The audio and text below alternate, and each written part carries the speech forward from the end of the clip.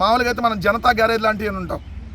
ఇప్పుడు ఇక్కడ ఇది నారా చోరేజ్ అంటే ఇక్కడ అన్ని క్రెడిట్లు కొట్టేయబడును, అందరి కష్టాన్ని కొట్టేసి పబ్లిసిటీ చేసుకోబడును. ఇది నారా చోరేజ్, లేదంటే పేర్లు మార్చబడును.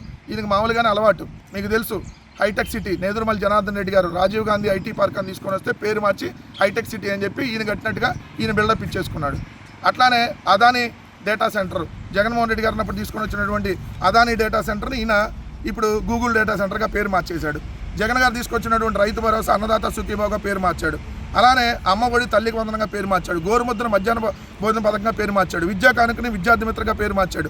మత్స్యకార భరోసా మత్స్యకార సేవలను పేరు మార్చాడు. వాహన మిత్రాన్ని ఆటో డ్రైవర్ల సేవలను పేరు మార్చాడు. దిశ యాప్ని శక్తి యాప్ అని పేరు మార్చాడు. రైతు భరోసా కేంద్రాలను రైతు సేవా కేంద్రాలను పేరు మార్చాడు.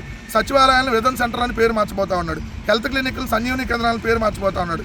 జగనన్న కాలనీలని ఎన్టీఆర్ నగరాలని పేరు మార్చేశాడు. నాడు నేడు స్కూల్ని మనబడి మన భవిష్యత్ అని చెప్పి పేర్లు మార్చాడు. క్రెడిట్ చోరీగలో తండ్రి కొడుకులు వీళ్ళని, అందుకనే నారా చోరేజ్ జరుగుతూ ఉంది ఇక్కడ.